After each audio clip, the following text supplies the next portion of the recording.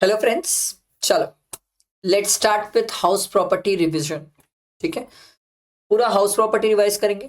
हर एक छोटे से छोटे point, tricky point and amendment दोनों कवर करेंगे। ठीक है, तो ध्यान देना, आराम से काम को रिलैक्स होकर सुनना, क्योंकि इस चैप्टर में भी कुछ ट्रिकी पॉइंट्स होते हैं। अगर ध्यान ना दो तो फिर आखिरी दिन ये भी परेशान करता है।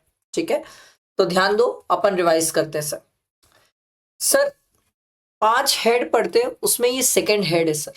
ठीक है, पहला तो सैलरी होता है, इनकम फ्रॉम हाउस प्रॉपर्टी दूसरा हेड। अब बात ये है सर कि आप ये समझिए, सबसे पहले ये बेस समझिए सर कि income from house property head में अपन किसको लेके आएंगे। सर नाम से क्लियर होता है, घर होना चाहिए, हाउस प्रॉपर्टी। पर सर जब हम इनर डिटेल्स पढ़ने जाते हैं तो यहां हमें ये समझ आता है कि घर के अलावा भी कहानी है सर, जो यहाँ कवर होती है सर। तो यहाँ पर इस चैप्टर में आपको बहुत सारी चीजें सीखने को मिलेगी और बहुत सारी चीजें समझने को मिलेगी। तो ध्यान से सुनना और समझना। पहले आज एक चीज नहीं सीखते और समझते हैं सर। कोई भी हेड का जो पहला सेक्शन होता है सर, ठीक है, कोई भी हेड का जो पहला सेक्शन होता है वो चार्जिंग सेक्शन होता है सर। वो डिफाइन करता है कि कोई भी पर्सन उस हेड पे कवर होगा कि नहीं होगा। अब जैसे मान लो मैं सेक्शन 22 की बात करूं तो सर आईएचपी का ये चार्जिंग सेक्शन है। तो अगर किसी भी पर्सन को उसकी कोई भी इनकम को अगर मेरे को इस हेड में कवर करना है तो वो पर्सन का सेक्शन 22 में कवर होना जरूरी है सर। जब तक वो पर्सन सेक्शन 22 में कवर नहीं होता, मैं उस पर्सन की इनकम को आईएचपी हेड में टैक्सेबल नहीं कर सकता। आई बात समझ? आगे बढ़ते हैं। सेक्शन 22 चार्जिंग सेक्शन वो बोलता है सर कुछ कंडीशंस है जिसके बेसिस में हम किसी भी पर्सन को इस हेड पे टैक्सेबल करते हैं।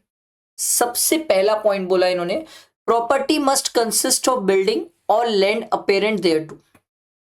या तो आपके पास एक बिल्डिंग हो और या फिर बिल्डिंग और लैंड कनेक्टेड हो। अगर दोनों चीजें होगी या दो में से कोई भी एक चीजें होगी तो आप इस हेड पे आ सकते हैं। तो सबसे पहली चीज क्लियर हुई कि सर अगर सिर्फ मेरे पास लैंड है और अगर मैंने उसको रेंट पे दिया तो वो यहां पर नहीं आऊंगा। मैं कहां पर आऊंगा? इनकम फ्रॉम अदर सोर्सेस में। ये क्लियर हुआ सबको? बैठा दिमाग में? तो सर एक स्टूडेंट के मन में क्वेश्चन आया, सर एक बात बताओ, मैंने एक जमीन लीज पे ले ली और उस जमीन को लीज में लेने के बाद अगर मैं वहां बिल्डिंग बनाया और उस बिल्डिंग को अगर मैं रेंट पे देता हूं तो भी क्या मैं यहां पर आ जाऊंगा? यस, आप आ जाएंगे सर, क्योंकि इन्होंने बिल्डिंग और लैंड अपेरेंट देयर टू लिखा। मतलब अगर किसी की अलग से बिल्डिंग है तो भी आ जाएगा और किसी की लैंड और बिल्डिंग साथ में है तो भी आ जाएगा। ये बिल्डिंग इसलिए बोलना पड़ा सर क्योंकि बहुत सारे लोग हैं जो अपना फ्लैट किराए पे देते हैं, और लैंड और बिल्डिंग अपेरेंट देयर टू इसलिए बोलना पड़ा क्योंकि बहुत सारे लोग हैं जो अपना डुप्लेक्स मकान घर वो किराए पे देते हैं सर। आई बात समझ? ठीक है, आगे देखो sir, SSC must be the owner of the such house. ये तो बड़ी जबरदस्त बात है सर, आपका ओनर होना जरूरी है उस हाउस का, तभी जब आप उसको किराए पे देंगे तो आप इस हेड पे आते हैं। तो एक स्टूडेंट बोला सर ओनर मतलब मालिक। अब मालिक में सर एक नया वर्ड हम सीखते हैं sir, deemed owner. Sir deemed owner क्या होता है? सर डीम्ड ओनर वो केस होता है सर जहां पर आपको मालिक मान के चला जाता है। ठीक है, सरकार बोलती है आपको क्या लग रहा है, हमें कोई फर्क नहीं पड़ता। हम आगे एक सेक्शन पढ़ेंगे 27, वहां पर हम सीखेंगे कि सर आपको मालिक मान लिया जाता है, आपको क्या लग रहा है, इससे कोई फर्क नहीं पड़ता। बात समझ आई? आपका उस प्रॉपर्टी का ओनर होना जरूरी है सर। ठीक है, ownership must exist in the previous year. Previous year क्या होता है सर? प्रीवियस ईयर वो ईयर होता है जिस साल हम इनकम कमाते हैं और असेसमेंट ईयर में टैक्स पे करते हैं। तो हमारा तो प्रीवियस ईयर 25-26 है सर। तो अगर कोई 25-26 में अगर मैं अपना घर किराए पे देता हूं तो सर उस घर को किराए पे देने से जो इनकम हो रही है वो इस हेड में तभी टैक्सेबल होगी जब मैं उस घर का ओनर हूं। अगर मैं उस घर का ओनर नहीं हूं तो उस केस में इस हेड पे टैक्सेबल नहीं होता सर। फिर वो कहां चले जाता है सर? उसको हम सबलेट बोल देते हैं और उसको हम लेके जाते हैं आईयूएस में। सर कैसे? समझो, मान लो ए ने प्रॉपर्टी रेंट पे दी बी को सर। ठीक है, तो सर ए की तो प्रॉपर्टी है, एक मालिक है, ए ने बी को रेंट पे दिया। अब बी से ए को रेंट मिल जाएगा सर, ये आ जाएगा आईएचपी में। Crystal clear? अब बी बोला यार इतना बड़ा कमरा है, अकेले रह के क्या करूंगा। बी ने इसी को क्या कर दिया, सी को, कमरे का एक पार्ट किसी को लेट आउट कर दिया, सबलेट कर दिया, जिसको बोलते हैं सर सबलेट कर दिया। तो इस केस में क्या उस प्रॉपर्टी का मालिक है बी? नो सर, उस प्रॉपर्टी का मालिक बी नहीं है सर। अब अगर बी उस प्रॉपर्टी का मालिक नहीं है तो अब बी को जो सी से रेंटल इनकम होगी वो आईएचपी में टैक्सेबल नहीं होगी, वो कहां पर टैक्सेबल होगी, आईयूएस में। समझ आया, क्लियर हुआ, आगे बढ़ते हैं। Next, the property can be use for any purpose except for the business और प्रोफेशन। सर क्यों? सर क्योंकि अगर आप बिजनेस पर्पस के लिए प्रॉपर्टी को लेट आउट कर रहे हो या बिजनेस पर्पस के लिए यूज कर रहे हो प्रॉपर्टी को, तो सर उसके इसमें यहां क्यों आओगे सर? उसके लिए तो अलग हेड है सर, चौथा हेड ही है हमारा कि तीसरा हेड ही हमारा क्या है सर, पीजीपी, वहां पर हम टैक्सेबल करेंगे। तो सर यहां पर कौन सी प्रॉपर्टी आएगी सर? ऐसी कोई भी प्रॉपर्टी आ जाएगी, बट एक्सेप्ट जिस प्रॉपर्टी को आप बिजनेस पर्पस के लिए यूज करते हो वो प्रॉपर्टी यहां कवर नहीं होगी। देखो, if business of letting then taxable as business income, if used for own business not taxable। अगर कोई प्रॉपर्टी आप खुद के बिजनेस, मतलब अपना घर है उसी में कैफे चला रहे हो सर, अगर आप किसी और को कोई बिजनेस पर्पस के लिए रेंट पे नहीं देते या आपने सर खुद के बिजनेस के लिए कोई प्रॉपर्टी यूज किया, तो उस केस में फिर टैक्सेबिलिटी की बात नहीं आती है सर। आई बात समझ, क्लियर हुआ, एकदम सिंपल। सर अगर आप कोई प्रॉपर्टी है आपकी, कैफे चला रहे हो आप अपने घर में बैठ के, अपने घर को ही कैफे बना लिया और चला रहे हो सर, तो उस केस में पहली चीज, नोशनल रेंट आप नहीं डाल सकते, क्योंकि बहुत सारे लोग ये समझते हैं कि हम notional rent as an expense claim कर लेंगे। नो सर, कोई इंसान अपने आप को रेंट नहीं देता है सर, खुद की जगह है तो रेंट देने की जरूरत ही नहीं है सर। सारी बात समझ, अगर आप बिजनेस पर्पस के लिए यूज करोगे तो कहां लेके जाओगे, पीजीईपी में। क्लियर, आगे देखो, अब ये वाला पॉइंट बड़ा जबरदस्त है सर, ध्यान से सुनना। इसके बाद प्रॉपर्टी वाले लोगों की लंका लगा दी थी सरकार ने। अब क्या किया सरकार ने, बोला ध्यान से सुनो सर, सरकार ने बोला ऐसा कोई भी पर्सन जो प्रॉपर्टी को as a stock in trade रखता है, मैं बोला ये तो जनरली बिल्डर्स ही होते हैं सर जो प्रॉपर्टीज को स्टॉक इन ट्रेड में रखते हैं। सरकार बोली जिस दिन उनको कंप्लीशन सर्टिफिकेट मिलेगा उससे 2 साल का हम उन्हें समय देते हैं, प्रॉपर्टी को पूरी बेच लो। अगर बेच दिए 2 साल में तो बढ़िया, और अगर 2 साल में नहीं बेच पाए तो 2 साल बाद हम उसे डीम्ड लेट आउट मानेंगे। मैं बोला नहीं समझा, आप समझो इसको, मैं आपको एक एग्जांपल से समझाता हूं, ठीक है। मान लो एक बिल्डर है, ठीक है, उसने कंप्लीशन सर्टिफिकेट लिया, चलो 12 जनवरी 2026 को उसने कंप्लीशन सर्टिफिकेट लिया सर। तो सर जिस साल कंप्लीशन सर्टिफिकेट लेते हैं उसका फाइनेंशियल ईयर एंड कब हो रहा है सर, 31 मार्च 2026, इस दिन फाइनेंशियल ईयर एंड हो गया। यहां से आपको 2 साल का सरकार टाइम देती है, 31 मार्च 2028। यहां तक एक बिल्डर को बोला जाता है भाई तेरे पास जो भी प्रॉपर्टी है ना तू उसको सेल कर दे। अब अगर तू सेल कर दिया तो बढ़िया, मान लो एक बिल्डर के पास 100 फ्लैट है, उसमें से उसने 80 फ्लैट सेल कर दिए। अब इसके बाद जो तेरे 20 फ्लैट्स है जो तेरे नहीं बिके हैं उनको हम डीम्ड लेट आउट मानेंगे। बिल्डर बोला मैं तो किसी को किराए पे चढ़ाया ही नहीं हूं। सरकार बोली बिल्डर को तेरी गलती है, क्यों नहीं चढ़ाया, हम उसे डीम्ड लेट आउट मानेंगे। आई बात समझ। तो एक बिल्डर के पास कंप्लीशन से फाइनेंशियल ईयर खत्म होने से लेके 2 साल का टाइम पीरियड है, उस 2 साल में वो लेट आउट कर दे, लेट आउट कर दिया तो उस केस में सर क्या होगा, बढ़िया बात, कोई आईएचपी में टैक्सेबिलिटी नहीं है। और अगर 2 साल के अंदर पूरी प्रॉपर्टी नहीं बिकी तो जितनी प्रॉपर्टी नहीं बिकी उन प्रॉपर्टीज को क्या मान लिया जाएगा सर, डीम्ड लेट आउट माना जाएगा, और डीम्ड लेट आउट मान के आईएचपी में इनकम निकाली जाएगी। बात समझ आई सबको, क्लियर हुआ ये सबको, आगे बढ़ते हैं, ध्यान दो, ठीक है। नेक्स्ट, सबलेटिंग का कंसेप्ट मैंने आपको बताया, प्रिंसिपल ऑफ म्यूचुअलिटी, ये तो ऑब्वियस सी बात है सर, कोई आदमी अपने आप को घर किराए पे देके रेंटल इनकम नहीं दिखा सकता या रेंटल का एक्सपेंस क्लेम नहीं कर सकता। आप नोशनल एक्सपेंस क्लेम नहीं कर सकते, नोशनल इनकम नहीं क्लेम कर सकते। मतलब आप समझो कितना अजीब साउंड करेगा, वर्धमान सर बोले कि वो अपने ही घर में रह रहे हैं और अपने आप को रेंट दे रहे हैं, ये कुछ अजीब साउंड करता है। तो प्रिंसिपल ऑफ म्यूचुअलिटी यही बोलता है कि कोई भी पर्सन अपने आप से इनकम नहीं कमा सकता। क्लियर, अगला, letting is incidental to main business. Sir जहां पर अगर आप बिजनेस ही कर रहे हो लेट आउट करने का सर, किराए का बिजनेस ही है सर, तो फिर आपके लिए हेड पीजीवीपी है सर, और इसी चीज से रिलेटेड मैं आपको एक चार्ट भी दिखाऊंगा, अभी नीचे दिखाऊंगा, रुक जाओ। एक और पॉइंट देखो, एसएससीज property use for is partnership firm. Sir क्या ऐसा हो सकता है कि एक पार्टनर अपने पार्टनरशिप फर्म को अपनी प्रॉपर्टी बिजनेस पर्पस के लिए यूज करने दे? बिल्कुल ऐसा हो सकता है। तो सरकार बोली इस केस में फिर वो इस हेड में टैक्सेबल नहीं होगा। तो एक स्टूडेंट बोला सर फिर वो इस हेड में कहा टैक्सेबल नहीं होगा तो कहाँ होगा? सर पीजीबीपी में। सर क्यों? अभी तो आप बोले ना सर कि पार्टनर ने अपनी प्रॉपर्टी पार्टनरशिप फर्म को बिजनेस पर्पस के लिए यूज करने के लिए दी। सर पार्टनरशिप फर्म और पार्टनर एक होते हैं, तो पार्टनर की प्रॉपर्टी बिजनेस पर्पस के लिए यूज हुई तो फिर कहां जाएगा? पीजीईपी में, आईएचपी में नहीं आएगा। Clear? But if the property is owned by HUF, अगर कोई प्रॉपर्टी है जो एचयूएफ के थ्रू ओन्ड है sir, and is given on rent to a firm in which the member of the HUF are partner in their personal capacity, the taxable under IHP in the hands of HUF। अब इसको समझो ये क्या हुआ। Sir मान लो मेरा HUF है, मैं, मेरी वाइफ, मेरा बच्चा, HUF है सर, ठीक है सर। HUF ने एक प्रॉपर्टी है सर, वो प्रॉपर्टी सर मान लो हमारी फैमिली प्रॉपर्टी है, हमने किसी को किराए पे दी, ठीक है। जिसको भी किराए पे दी वहां पर वर्धमान सर पार्टनर, देखो इसको ऐसे समझो, सर HUF है, ठीक है, उसने एक प्रॉपर्टी फर्म को किराए पे दी, ठीक है। इस HUF के कर्ता कौन है? वर्धमान सर। वर्धमान सर इस फर्म में पार्टनर भी है, ठीक है। वर्धमान सर इस फर्म में पार्टनर भी है, पर्सनल कैपेसिटी में पार्टनर है।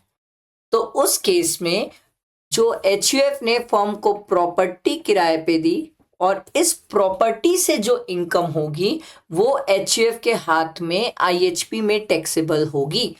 इसके पीछे लॉजिक और कंसेप्ट क्या है? Very simple crystal clear logic ये है सर कि सर HUF और उसके मेंबर्स अलग अलग होते हैं। For the income tax purpose HUF की सेपरेट लीगल एंटिटी होती है सर। तो HUF ने अगर प्रॉपर्टी फर्म को दी है और उस प्रॉपर्टी से रेंटल इनकम होती है तो HUF के हेड में IHP के हेड पे टैक्सेबल हो जाएगी सर। समझ आया? क्योंकि वर्धमान सर वहां पर पर्सनल कैपेसिटी में एज अ पार्टनर है। क्लियर? बैठा है दिमाग में? आओ अगला देखो, rental income of residential house property. ये वाला बड़ा प्यारा था सर, ये पिछली बार का अमेंडमेंट था, 1 अप्रैल 2025 का था, बट इसको मैंने अभी भी ग्रीन में इसलिए रखा क्योंकि ये पिछली बार एक बार भी नहीं पूछा गया। मुझे तो अच्छा पॉइंट लगा था, पूछेगा नहीं तो कल ये। अब ये हुआ क्या है मैं आपको ये समझाता हूं सर। इसका मैंने ना कहाँ गया, ये रहा, ठीक है। इसमें ये देखो मैंने नोट्स बनाए थे, ये मेरे क्लासेस में थे, आप लोग चाहो तो इसकी फोटो ले सकते हो। फोटो ले लेना, पहले समझ लो।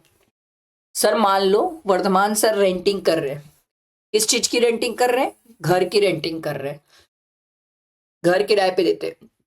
तो सरकार आके मेरे से पूछती है क्या आपका बिजनेस है या आपका बिजनेस नहीं है? बताइए सर आपका बिजनेस नहीं है कि है?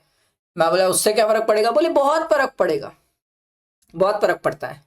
अगर, अब ध्यान से सुनना, बहुत ध्यान से सुनना, पहले पुराने लॉ में अगर आपका बिजनेस हो रेंटिंग का तो आप जाते थे पीजीबीपी, ठीक है। 1/4/2025 के बाद से चाहे आपका बिजनेस हो रेंटिंग का, चाहे आपका बिजनेस नहीं हो रेंटिंग का, अगर आप घर किराए पे दे रहे हैं तो उस केस में सरकार ने क्रिस्टल क्लियर बोला जो भी रेंटल इनकम होगी वो कहां पर आएगी? आईएचपी में। मैं बोला अच्छा एक बात बताओ, हाउस प्रॉपर्टी के अलावा अगर कमर्शियल प्रॉपर्टी होती तो? सरकार बोली अगर कमर्शियल प्रॉपर्टी है तो फिर आप पीजीईपी में जाएंगे सर। कमर्शियल प्रॉपर्टी आप किराए पे दे रहे हैं तो आप पीजीईपी में जाएंगे। अब एक स्टूडेंट का क्वेश्चन अगला ये आया कि सर कमर्शियल प्रॉपर्टी किराए पे देने का अगर बिजनेस नहीं है, ठीक है, कमर्शियल प्रॉपर्टी किराए पे देने का बिजनेस नहीं है, सिर्फ कमर्शियल प्रॉपर्टी है और सर मैंने ऐसे ही मेरे पास पड़ी हुई थी दुकान तो दुकान किराए पे दे दिया था सर, कमर्शियल प्रॉपर्टी किराए पे देने का बिजनेस नहीं है, तो फिर मैं कहां आऊंगा सर? अगर बिजनेस ही नहीं है, इफ नॉट बिजनेस, तो सरकार बोलती उस केस में तो फिर आईएचपी में ही आओगे सर। ये चीज का ध्यान रखना, बहुत सारे लोग स्टूडेंट इस पे कंफ्यूज होते हैं। एकदम सिंपल बताओ सर, अगर घर की रेंटिंग है तो चाहे आप बिजनेस करो या ना करो आप आईएचपी हेड में ही जाओगे। सर कमर्शियल प्रॉपर्टी का बिजनेस है, कमर्शियल प्रॉपर्टी है जिसको आप रेंट पे दे रहे हो तो ये चेक करना क्या आपका बिजनेस है तो पीजीईपी, बिजनेस नहीं है तो आईएचपी। समझ आया? तो इन शॉर्ट सरकार ये चाहती थी जितने बिजनेस वाले लोग हैं, जिन लोग बिजनेस कमर्शियल प्रॉपर्टी का कर रहे हैं, वो सर कहां चले जाए? पीजीईपी, बाकी सब के सब आईएचपी में आ जाए, बाकी सब के सब आईएचपी में आ जाए। क्लियर हुआ? ये ध्यान रखना। आप लोग चाहो तो इसकी फोटो खींच के भी रख सकते हो, ये मैंने अपने क्लासेस में नोट्स बनवा के लिखवाए थे स्टूडेंट्स को। ठीक है, आगे हम जो पढ़ रहे थे ये रहा। ठीक है, क्लियर हुआ ये पॉइंट? तो देखो ये यही लिखा हुआ है। क्या लिखा हुआ है देखो, इसका कलर चेंज कर लेते हैं, येलो कर लेते हैं। देखो, any income from letting out of residential house, आप घर किराए पे दे रहे हैं और पार्ट ऑफ द हाउस, या तो पार्ट ऑफ द हाउस किराए पे दे रहे हैं, by the owner shall not be chargeable under the head PGP. भले ही आप उसे बिजनेस पर्पस के लिए किराए पे दें, पर सर अगर आप घर किराए पे दे रहे हैं और घर किराए पे देने का अगर आप बिजनेस भी बना के बैठे हैं, तो भी आप कहां पर आ जाएंगे सर? आईएचपी में। And shall be chargeable under the head IHP. तो अब आप सर आईएचपी से बाहर कब जाएंगे? जब आप कमर्शियल प्रॉपर्टी किराए पे दे रहे हैं और कमर्शियल प्रॉपर्टी किराए पे देने का आपका बिजनेस है, तब आप जाएंगे सर पीजीईपी में। समझ आई बात? बैठा है दिमाग में? क्लियर हुआ? आओ आगे देखो, अगला दिया हुआ डिस्प्यूटेड प्रॉपर्टी। इससे रिलेटेड एज सच एग्जाम में क्वेश्चन नहीं आता। इसमें आप सिंपल ये याद रख सकते हैं कि अगर कोई प्रॉपर्टी डिस्प्यूटेड है और उस डिस्प्यूटेड प्रॉपर्टी से रिलेटेड रेंटल इनकम हो रही है, तो सरकार बोलती है जो उस प्रॉपर्टी का पोजीशन एंजॉय कर रहा है उसके हाथ में टैक्सेबल हो जाएगा सर। Simple, clear? अगला है कंपोजिट रेंट। सर ये क्या होता है सर? जहां पर आप घर के साथ साथ चीजें और भी रहती है, चाहे आप सर्विसेज के फॉर्म में किराए पे दे रहे हो या फिर घर के साथ साथ एसेट्स किराए पे दे रहे हो सर, तो सरकार बोलती है घर। और अगर घर के साथ रेंडरिंग, सॉरी सरकार बोलती है घर के साथ आप अगर सर्विसेज दे रहे हो, क्या दोनों अगर अलग अलग हो सकता है? तो आईएचपी और पीजीईपी की इनकम। और अगर सर दोनों सिंगल एक्टिविटी है, तो सरकार बोली उस केस में आप मेन पर्पस देखो सर, क्या घर किराए पे देना मेन पर्पस था कि सर मेन पर्पस तो प्रॉपर्टी को एक्सप्लॉइट करना था? अगर मेन पर्पस प्रॉपर्टी को एक्सप्लॉइट करना था तो पीजीईपी, मेन घर किराए पे देने का मेन पर्पस था तो आईएचपी। जैसे मान लो मैं कोई सोसाइटी में गया, तो सोसाइटी में मैं घर के लिए गया। अब सोसाइटी में मैं कोई लिफ्ट के लिए थोड़ी गया था सर कि मेरे को लिफ्ट सुंदर दिख रही है तो मैं यहाँ घर ले लेता हूँ। नो, मैं वहां घर लेने गया था तो घर के साथ साथ उन्होंने मुझे लिफ्ट की सर्विसेज दी सर, मान लो पार्क की फैसिलिटी दी, जिम की सर्विसेज दी। तो सरकार बोली वहां पर मेन पर्पस ही क्या है? घर किराए पे लेना है तो आईएचपी में आ जाओ सर। वहां मेन पर्पस क्या है? घर किराए पे लेना, तो आईएचपी में आ जाओ। अब मान लो मैं कहीं पर दुकान के लिए गया, कोई शॉपिंग कॉम्प्लेक्स था, वहां पर दुकान लेने गया।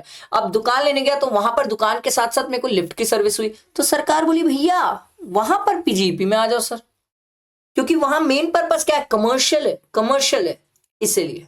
समझ आया? अब मान लो आप घर के साथ साथ सर, आप लोग सुना फर्निश्ड हाउस, अनफर्निश्ड हाउस। सरकार बोलती है सर कई लोग होते हैं जो फर्निश्ड हाउस देते हैं, कई लोग अनफर्निश्ड हाउस देते हैं। तो सरकार बोलती है अगर अलग अलग नहीं हो सकता, मतलब सामने वाला बोल रहा है भैया मेरा नेकेड घर नहीं रहेगा, मेरा तो फर्नीचर के साथ ही रहेगा, तो सरकार बोलती है उस केस में एंटायर इनकम पीजीपी या आईयूएस में जाएगी। और अगर आप अलग अलग कर सकते हो तो आईएचपी, और जो घर की वैल्यू है वो आईएचपी में जाएगी, और बाकी जो आप फर्नीचर वगैरह की है वो सब आप कहां लेके जाओगे सर? पीजीपी या आईयूएस में। सिंपल समझे?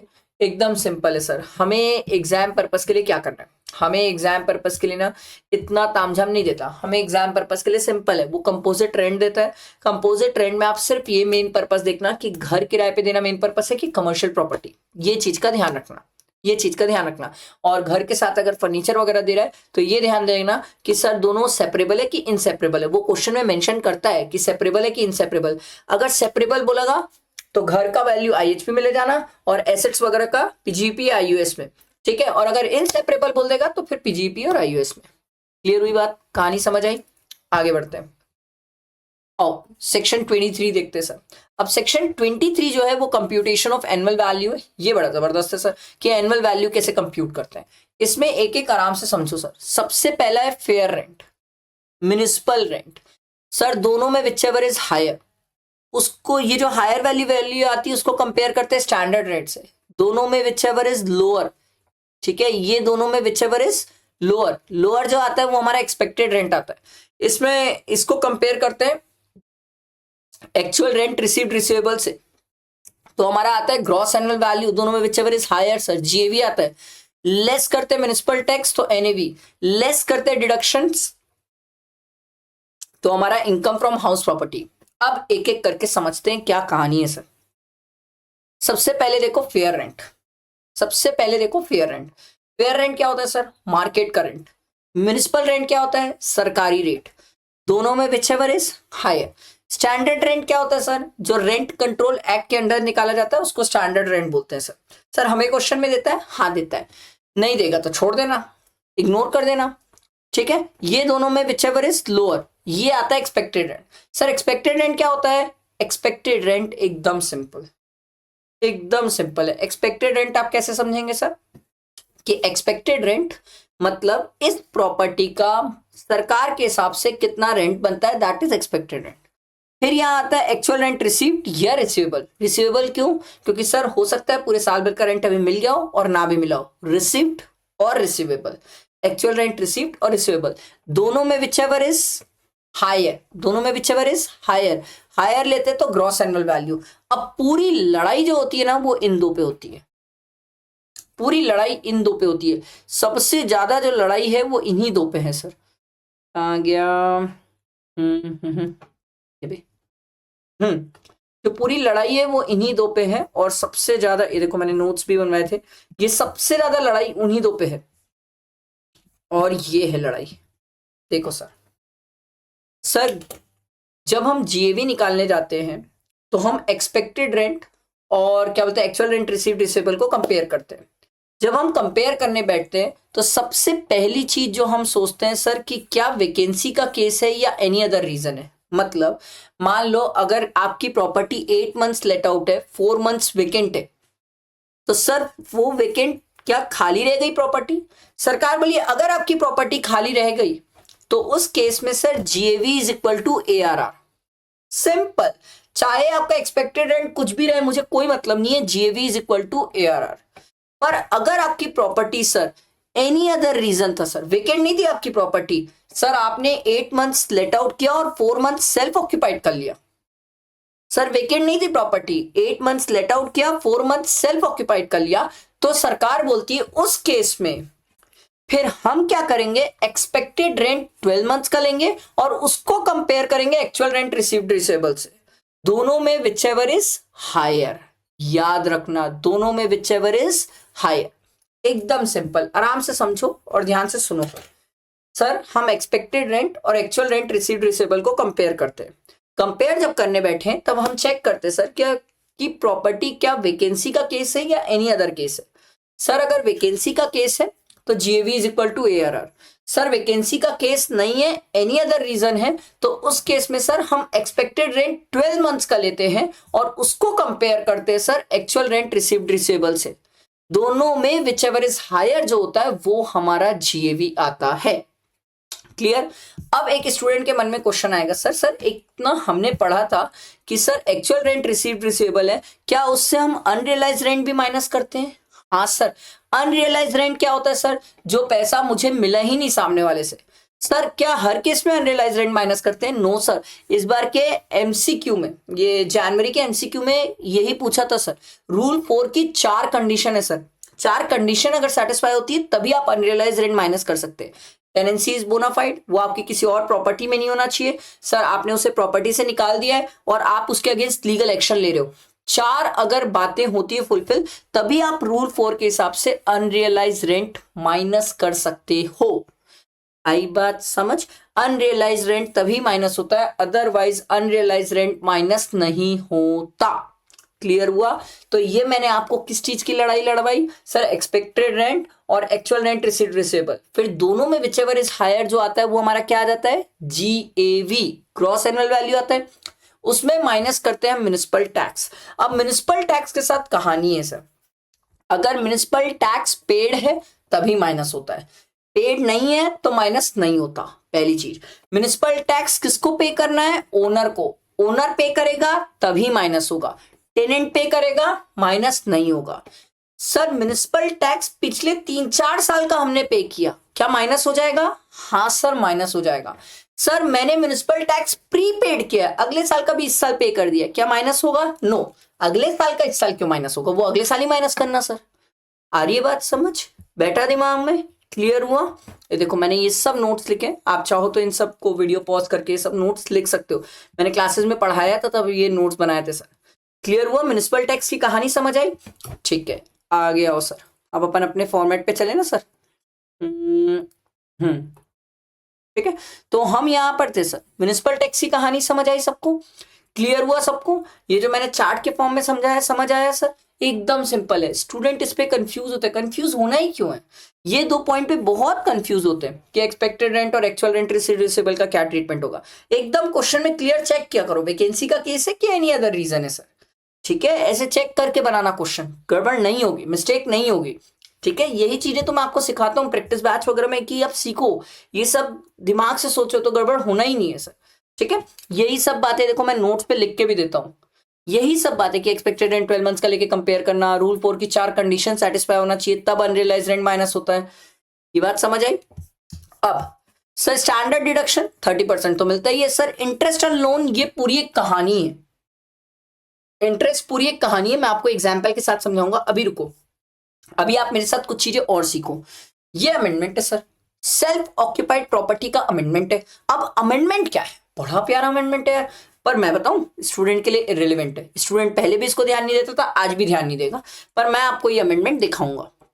मैंने इसलिए लिख दिया था, ये अमेंडमेंट अच्छे से समझाया था ताकि एक स्टूडेंट जब अपने एंड पे पढ़ेगा तो वो उस टाइम ये ना सोचे कि सर अरे यार मैं भी इग्नोर कर देता हूं, काम का नहीं होगा। नहीं, स्टूडेंट जब इसको पढ़ेगा तो इसको अच्छे से ध्यान रखेगा। कहाँ है भाई?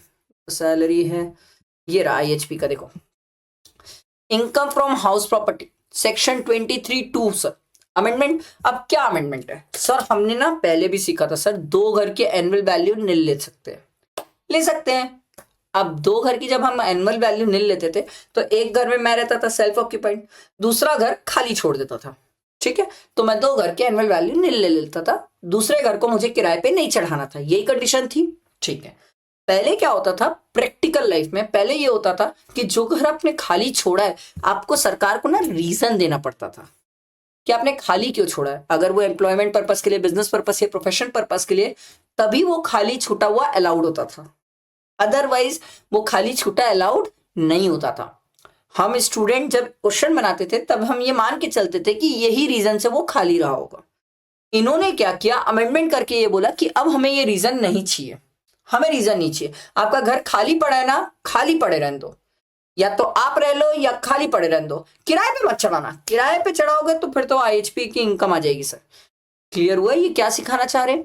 समझो, ये रीजन वाला किस्सा ही खत्म कर दिया। अब मेरा घर खाली है तो इनकम टैक्स ऑफिसर आके नहीं पूछ सकता कि खाली क्यों पड़ा है, खाली मतलब खाली, बात खत्म। ये समझ आया? ये एक अमेंडमेंट था, तो मुझे लगा अमेंडमेंट अच्छा था इसलिए मैंने आपको बता दिया। ऐसा एग्जाम पर्पस के लिए तो हम जन्मों से यही लेके चल रहे सर। ठीक है, आई बात समझ? इसके बाद डिडक्शन में 30%, ये तो बहुत सिंपल, 30% ऑफ NAV कर लेते हैं। इंटरेस्ट, इंटरेस्ट की पूरी एक कहानी है और ये पूरी कहानी मैं आपको इंटरेस्ट की समझाऊंगा।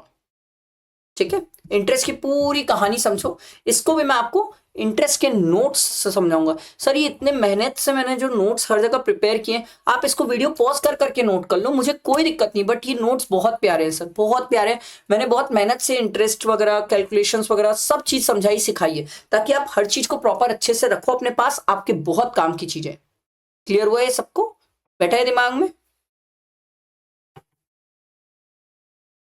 अभी तो हाउस प्रॉपर्टी की बात करूंगा। हाउस प्रॉपर्टी में इंटरेस्ट की कैलकुलेशन को लेके बाप रे बहुत स्टूडेंट्स को बहुत सारे डाउट्स है, तो मैंने ना इंटरेस्ट के कैलकुलेशंस बहुत सिंपल तरीके से समझाने की कोशिश की विद एन एग्जांपल। तो एग्जांपल भी है, ध्यान देना सर, एकदम सिंपल।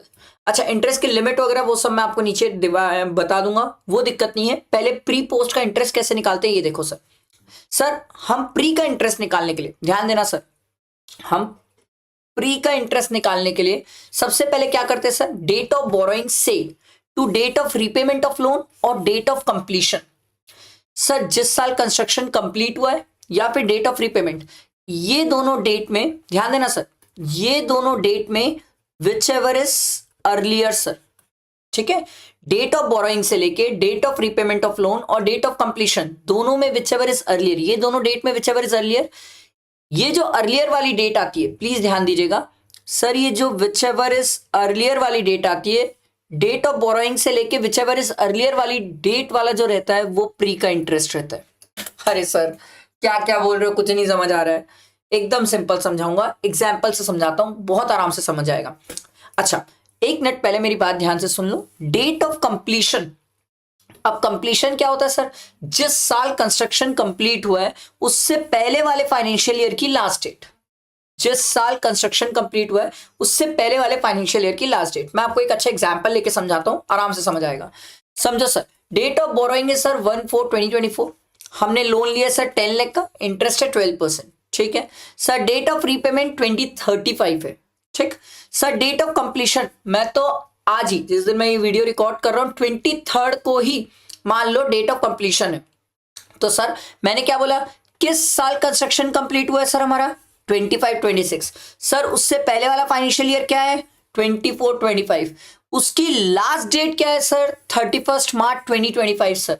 तो सर हमारा डेट ऑफ लोन से लेके ये जो आपने लास्ट डेट निकाली है डेट ऑफ बोरोइंग से लेके, ये हमारा क्या आ जाएगा सर, प्री का पीरियड। कैसे आया प्री का पीरियड, समझ आया, एकदम सिंपल, इससे आसान कोई कैसे समझा सकता है। सर किस साल कंस्ट्रक्शन कंप्लीट हुआ है 25-26, उससे पहले वाला फाइनेंशियल ईयर क्या होगा सर 24-25, उसकी लास्ट डेट क्या होगी 31 मार्च 2025। तो 1/4/2024 से लेके 31 मार्च 2025 तक जितना भी पीरियड आएगा वो क्या निकलेगा सर, प्री का पीरियड, और इसके बाद होगा पोस्ट का पीरियड। तो सर मैंने आपके लिए लिखा भी है, देखो प्री का पीरियड कब से 1/4/2024 से लेके 31 मार्च 2025 तक सर। सर लोन कितने का था 10 लाख 12%, 1,20,000, 5 इंस्टॉलमेंट में प्री का इंटरेस्ट मिलता है तो 24,000 मिल जाएगा सर। पोस्ट का इंटरेस्ट कब से चालू होगा सर, जहां से प्री का खत्म हुआ उसके बाद ही पोस्ट का चालू होता है। तो पोस्ट का इंटरेस्ट चालू हुआ सर, तो 10 लाख 12% के हिसाब से पूरे साल भर का 1,20,000, तो टोटल इंटरेस्ट हो गया 1,44,000। ये समझ आया। और एक एग्जांपल लिया सर, मैंने बहुत कोशिश की है ताकि ये प्री पोस्ट का ना स्टूडेंट को दिमाग एकदम क्रिस्टल क्लियर हो। किस दिन लोन लिया सर 1/4/2023 को, लोन 10 लाख 12% से sir. Date of repayment 2030 sir, बाद में डेट ऑफ कंप्लीशन क्या है सर 23 दिसंबर सर। अब 23 दिसंबर देखो सर, एकदम एकदम क्लियर रखा करो, हमें ये दोनों में विच एवर इज अर्लियर लेना रहता है, ठीक है। अब हमेशा ना रीपेमेंट की डेट हमेशा लेट ही होती है सर, बहुत रेयरेस्ट केस होता है कि जहां पर रीपेमेंट की डेट पहले हो जाए, नॉर्मली रीपेमेंट बाद में ही होता है सर। लोन होम लोन है ना, कोई एक दिन में रीपेमेंट हो जाएगा खत्म हो जाएगा क्या, नहीं होता है सर, रीपेमेंट लंबा चलता है। तो सर किस साल कंस्ट्रक्शन कंप्लीट हुआ 25-26, उससे पहले वाला फाइनेंशियल ईयर 24-25 सर, उसकी लास्ट डेट क्या है 31 मार्च 2025। तो 1/4/2023 से लेके 31 मार्च 2025 तक प्री का पीरियड होगा, तो ये 2 साल हो गया। 2 साल का इंटरेस्ट 5 इंस्टॉलमेंट में मिलता है 48,000 हर साल मिलेगा। पोस्ट का इंटरेस्ट कब से चालू होगा सर, जब से प्री का खत्म हो गया। तो सर 10 लाख 12%, 1,20,000, 1,20,000 प्लस 48,000, 1,68,000। समझ आया बात, बैठा है दिमाग में, क्लियर हुआ, टोटल इंटरेस्ट क्रिस्टल क्लियर हुआ। अच्छा अब तो मेरे ख्याल से प्री और पोस्ट का इंटरेस्ट समझ आ गया, बहुत सिंपल, मतलब आप इस पीडीएफ को भी 2 मिनट ध्यान से देख लोगे ना तो हो जाएगा। अब एक स्टूडेंट ने बोला सर एक क्वेश्चन है सर, मैं बोला बता भाई। बोले सर मान लो आपके सेकेंड एग्जाम्पल में, 1 मिनट के लिए ध्यान दे देना है ना, मान लो सर अगर आपके सेकेंड एग्जाम्पल में ये रीपेमेंट की डेट अगर मान लो 1/4/2024 होती तो फिर क्या करते सर। मैं बोला यार अगर 1 अप्रैल 2024 को अगर आपने पूरा लोन रीपे कर दिया तो दोनों में whichever is earlier date कौन सी हो जाती है, अब ये वाली डेट हो जाती है।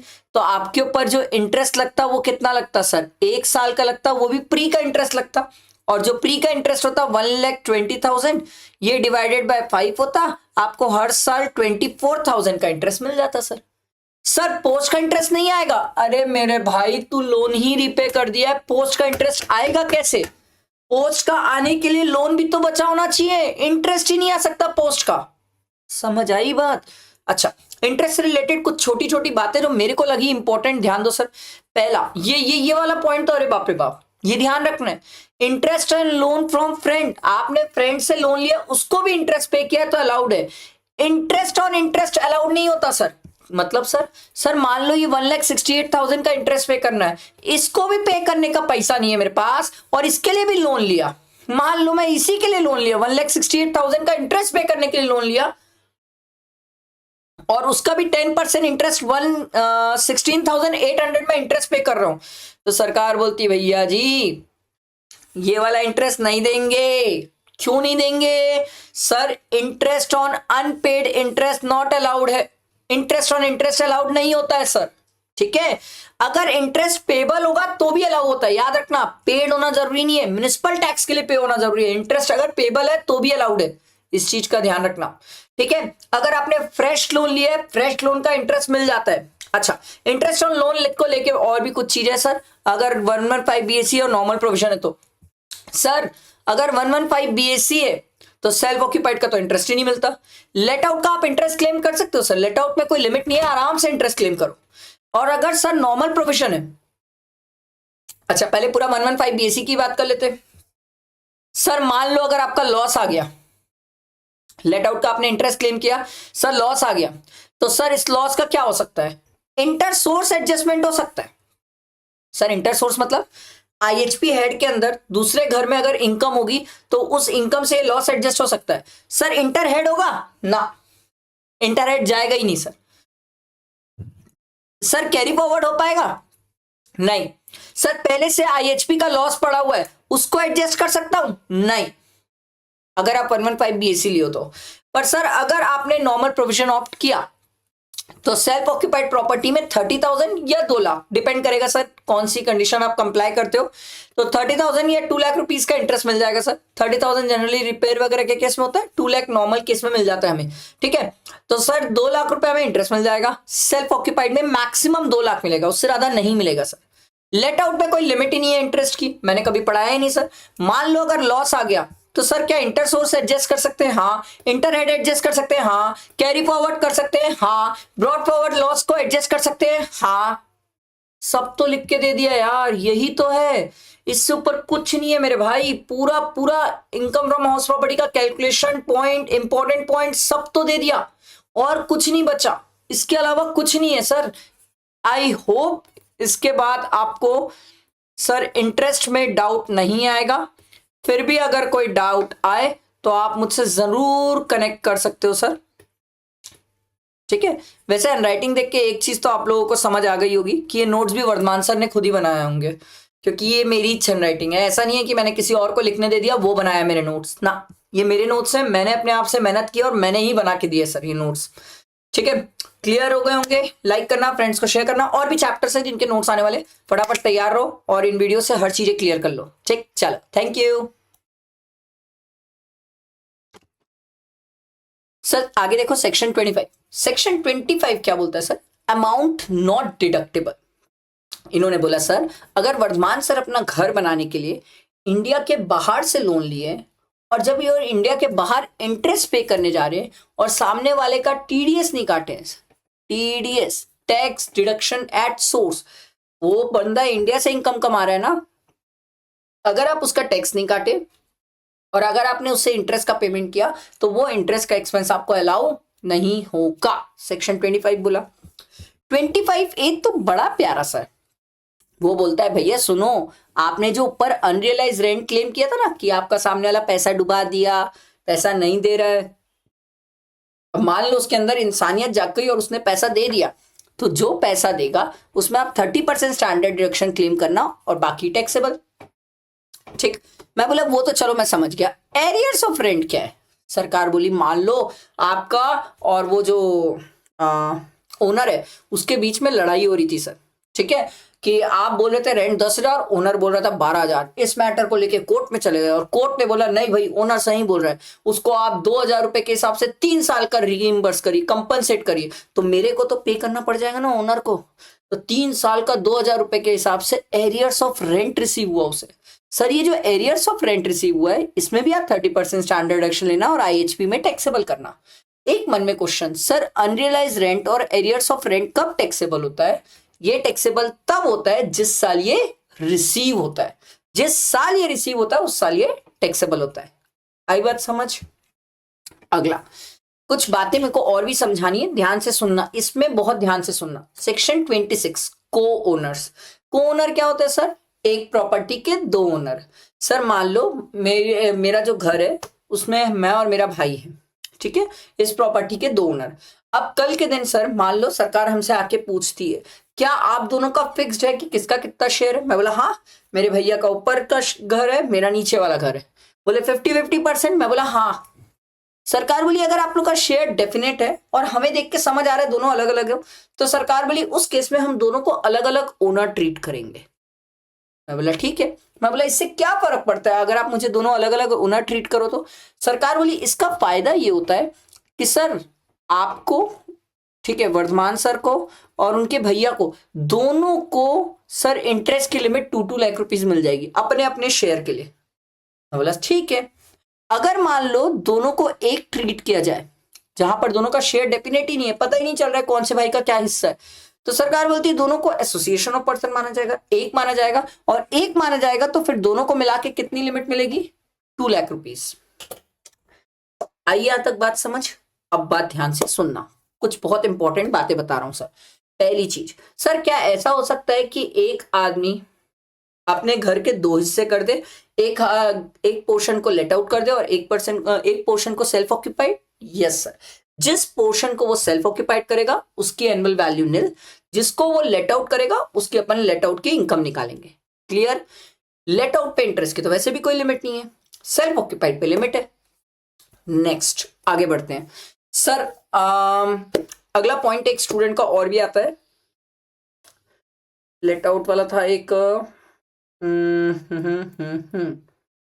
हाँ सर, एक पर्सन है जो अपने घर को 8 मंथ्स किराए पे दिया और 4 मंथ्स खुद सेल्फ ऑक्यूपाइड किया, तो उस केस में क्या होगा? उस केस में मैंने अभी आपको चार्ट से सिखाया था सर कि हम लड़ाई लड़ेंगे सर। फिर हम क्या करेंगे? एक्सपेक्टेड रेंट 12 मंथ्स का लेंगे, एक्चुअल रेंट रिसीवेबल 4 मंथ्स का लेंगे, दोनों को कंपेयर करेंगे और दोनों में विचएवर इज हायर टैक्सेबल हो जाएगा। समझ आया? ये क्लियर हुआ? और क्या पॉइंट पे डाउट है स्टूडेंट्स को? नहीं, बाकी तो मेजर पॉइंट्स मैंने कवर किए। इन केस अगर कोई पॉइंट्स रह गया होगा तो आप कमेंट करके पूछ सकते हो, मैं रिप्लाई कर दूंगा सर। एक सेक्शन 27 जाते जाते, section 27 sir, deemed ownership sir. Deemed ownership मतलब सर आपको ओनर मानना। सर मैं ओनर नहीं हूं? नहीं, आप ओनर नहीं हो सर, बट आपको मान रहे सर। बताओ सर, इसमें सबसे पहला वाला जो पॉइंट है वो बड़ा मजेदार है, बहुत इंपॉर्टेंट है, एग्जाम के लिए सबसे ज्यादा इंपॉर्टेंट यही है, बाकी पॉइंट्स कम रिलेवेंट सर थे, फर्स्ट पॉइंट बहुत इंपॉर्टेंट है। अब क्या है ध्यान देना, मान लो वर्धमान सर अपने स्पाउस वाइफ को या अपने बच्चे को, ठीक है, 1 रुपए में घर दे देते हैं, जो उनका घर है वो 1 रुपए में ट्रांसफर कर देते हैं। सरकार बोली क्यों किया? मैं बोला यार मेरी वाइफ मेरा बच्चा, नेचुरल लव एंड अफेक्शन। सरकार बोली ये प्रेम प्यार मोहब्बत घर पे रखना, तुमने 1 रुपए में घर क्यों ट्रांसफर किया? बोले यार कॉमन सेंस है, 2 घर की एनुअल वैल्यू निल होती है, मैं 2 घर पहले ही रख चुका हूँ, मेरे को एक और घर खरीदना है, तो मैंने एक घर अपनी वाइफ को दे दिया, एक घर बच्चे को दे दिया, अब 2 घर खरीदूंगा। सरकार बोली ऐसा नहीं होता है, आपने उनसे कोई पैसा नहीं लिया है। सरकार बोली इस केस में हम आपको ही, जो आपने घर अपनी वाइफ और बच्चे को ट्रांसफर किया उसका ओनर आप ही को मानेंगे। मैं बोला मैं तो दिया था ट्रांसफर किया। बोले नहीं मानते, हम ट्रांसफर ही नहीं मानते, इस केस में आप ही को ओनर मानेंगे। मैं बोला नहीं नहीं, मैंने अपनी वाइफ को बोला है कि आज से उस घर में तुम रहोगे और इस घर में मैं रहूंगा। सरकार बोली अगर आप लोगों के बीच में एग्रीमेंट टू लीव अपार्ट है कि दोनों अलग अलग रहोगे, तो उस केस में वाइफ फिर उस घर की मालकिन कहलाएगी, मैं इस घर का मालिक कहलाऊंगा सर। ठीक है, मैं इस घर का मालिक, वाइफ उस घर की मालकिन। अगर एग्रीमेंट टू लीव अपार्ट है, प्यार से यही बोल दो ना, डिवोर्स करवा दो, तो अगर एग्रीमेंट टू लीव अपार्ट है तो चलेगा। अदरवाइज दोनों एक ही घर में रह रहे हैं, फिर भी मैंने वाइफ को घर ट्रांसफर किया, पैसे नहीं लिए, एडिक्वेट कंसिडरेशन नहीं है, तो उस एडिक्वेट मतलब सफिशिएंट प्रॉपर कंसिडरेशन नहीं है, तो उस केस में डीम्ड ओनर कौन हूं? मैं ही हूं। समझ आया? माइनर चाइल्ड के केस में बच्चा पैसा कहां से देगा? माइनर चाइल्ड है वो तो पैसा देगा ही नहीं सर, उस केस में डीम्ड ओनर कौन कहलाएगा? मैं ही कहलाऊंगा। पर इन्होंने बोला sir not being a married daughter, not being a married daughter, not being a married daughter. Sir अगर आपने मैरिड डॉटर को ट्रांसफर किया, ठीक है, माइनर मैरिड डॉटर को ट्रांसफर किया घर, तो उस केस में सरकार बोलती वो माइनर मैरिड डॉटर ही ओनर है। बोला अबे बालिका वधू बाल विवाह, बोले हाँ वो पहले होता था, तो माइनर मैरिड डॉटर ही ओनर है। मैं बोला ऐसे बढ़िया है, पुराने लोग बच गए सर कि वो माइनर मैरिड डॉटर को घर दे दिए, वो घर की मालकिन माइनर मैरिड डॉटर ही हो गई, पापा बच गए। समझ आ रही है कहानी? आज ये एप्लीकेबल है, आज तो माइनर शादी करके दिखाओ फिर देखो, ठीक है। Not being a minor married daughter, अब जहां पर आज भी शादी हो रही होगी और आज भी ये कर रहे होंगे तो अलग मैटर है। क्लियर हुआ? ये दो केस आपको समझना चाहिए, ठीक है। तो सर इन दो केस में हमने सिंपल क्या सीखा कि अगर मैं अपना घर अपनी वाइफ को दूं या अपने बच्चे को दूं, ठीक है, और सिंपल वाइफ को बोल दूं तू आज से उस घर में, तो उस घर की ओनर वाइफ, और अगर आप वाइफ मेरे साथ ही रह रही है तो मैं मालिक। मैं अपने बच्चे को घर दूं तो सरकार बोलती है आप ही मालिक, डीम्ड ओनर, आप ही डीम्ड ओनर हो। मैं बोला एक बात बताओ, ये डीम्ड ओनर की इतनी लड़ाई क्यों लड़ रहे हो? बोले डीम्ड ओनर हम इसलिए लड़ रहे हैं क्योंकि कल के दिन अगर हम आपको उसको हम उस घर को हम आपको उस घर का मालिक बना देंगे तो आपके पास तो दो घर की वैल्यू, एनुअल वैल्यू नील लेने का फायदा है ना, आप तीसरा नहीं ले पाओगे। इसीलिए हम आपको डीम्ड ओनर बना रहे हैं। डीम्ड ओनर मतलब आप उस घर के ओनर हो गए, तो याद रखना दो ही घर रख सकते हो, याद रखना दो ही घर रख सकते हो। तो मैं अगर अपने बच्चे को घर दिया, पैसा तो लूंगा नहीं उससे, ऑब्वियस सी बात है मैं ही ओनर, पर मैं जिस बच्चे को दिया वो माइनर मैरिड डॉटर है तो वो ओनर, मैं ओनर नहीं। क्लियर? अगला, होल्डर ऑफ इम्पार्शियल स्टेट, ये सर जनरली राजा महाराजा के टाइम पे होता था। राजा महाराजा की लाइन से बहुत सारी बिल्डिंग है, राजा महाराजा ये बिल्डिंग है किसी को देते थे सर, तो सरकार बोलते थे सर वो जितनी भी बिल्डिंग्स है उन सब के ओनर कौन माना जाएगा? राजा ही माना जाएगा, ठीक है।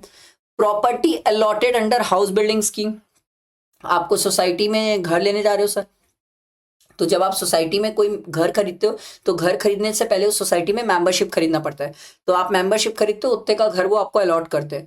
तो जो सोसाइटी में आप घर खरीदने गए हो, जितने का आप घर खरीदते हो उस घर के आप सोसाइटी में मालिक रहते हो। ऐसा नहीं कि आपके घर खरीदने के बाद भी वो मालिक, उस घर की मालिक सोसाइटी रहती, नहीं सर, आप मालिक बन जाते हो। वही बोल रहे सर, आप डीम्ड ओनर हो जाते हो, ठीक है। अगला है position on part performance of contract, sir किसी ने एग्रीमेंट किया, एग्रीमेंट करने के बाद हमने उसको घर दे दिया, वो रहना चालू कर दिया, रजिस्ट्री एक दो महीने बाद कराएगा सर। तो जैसे ही आपने उसको हैंड ओवर किया, वो सर थोड़ा बहुत पैसा दिया, आपने उसको पोजीशन दे दिया, रजिस्ट्री एक दो महीने बाद होगी सर, वो डीम्ड ओनर है, सामने वाला डीम्ड ओनर हो गया। समझ आया? अगला, ये एकदम सिंपल है, इसको समझो कैसे। मैंने किसी को रेंट पे दिया, इसीलिए पुराने लोग रेंट पे नहीं देते थे, ध्यान से सुनना। मैंने किसी को रेंट पे दिया और रेंट में 12 ईयर्स से ज्यादा के लिए दे दिया, ठीक है, पहला केस, पहला पॉइंट, 12 ईयर्स से ज्यादा के लिए दे दिया। दूसरा, मैं उससे जो रेंट एग्रीमेंट है हर 2 साल में रिन्यू कराता हूं, 1 साल बाद, 1 साल बाद ही हर 2 साल में रिन्यू कराता हूं, और ये 2 साल में रिन्यू करते करते करते करते मैंने उसको 20 साल के लिए रेंट पे दे दिया। तो सरकार बोलती है जिसको आपने रेंट पे दे दिया ना सर, वो मालिक है। इसी को बोलते हैं मालिकाना हक, और इसी को जीएसटी में बोलते हैं टेनेंसी राइट। आई बात समझ? इसी को, तो अगर आपको कभी किसी को किराए पे देना है तो इसीलिए आप देखना रेंट एग्रीमेंट 11 महीने के बनते हैं। 12 का बनाओगे ना फंस जाओगे, 12 का बनाया और 12 साल से ऊपर रह गया ना सर तो फंस जाओगे। इससे अच्छा बेटर है 11 महीने का एक रेंट एग्रीमेंट बना लो। सर क्या 12 चलता है? हाँ 12 महीना चलता है, यहाँ लिखा है नॉट एक्सीडिंग 1 ईयर। अगर 1 ईयर तक भी आप दोगे और कोई आपके वहां 12 ईयर से ज्यादा भी रह गया तो भी उसके पास टेनेंसी राइट, मालिकाना हक नहीं आएगा। बट लोग इंडिया में सेफ साइड के लिए 11 मंथ्स का ही एग्रीमेंट बनवाते हैं। आ रही बात समझ? तो एक स्टूडेंट बोला सर मान लो अगर हमने 11 मंथ्स का एग्रीमेंट बनाया और वो 25 साल से हमारी प्रॉपर्टी में, क्या उसके पास टेनेंसी राइट आएगी? No sir. हमने किसी से रेंट एग्रीमेंट बनाया 1.5 ईयर्स का बनाया और वो हमारी प्रॉपर्टी में 10 ईयर्स ही था, सर क्या टेनेंसी राइट आएगी? नो, वो डीम्ड ओनर माना ही नहीं जाएगा सर। समझ आई बात? बैठा दिमाग में? फिर कल के दिन अगर वो डीम्ड ओनर हो गया तो आपको उसको निकालने के लिए फिर पैसा वैसा देना पड़ेगा, बहुत कचर कचर होगा। समझ आया? कभी तो मैं बोलता हूँ आप लोग ये पॉइंट के लिए ना अपने पेरेंट्स के साथ बैठना, मुझसे ज्यादा अच्छे से वो बताएंगे पॉइंट्स को, क्योंकि रियल लाइफ में वो सबसे ज्यादा देखे ये सब। समझ आया? ये आईएचपी हमने रिवीजन कंप्लीट किया। आई होप आईएचपी बहुत अच्छे से समझ आया होगा, क्रिस्टल क्लैरिटी मिली होगी कि क्या चीजें हैं क्या नहीं है। इन केस अगर कोई पॉइंट को लेकर डाउट आए तो आप जरूर पूछ सकते हो, ठीक है। लाइक करना, फ्रेंड्स को शेयर करना। चलो थैंक यू।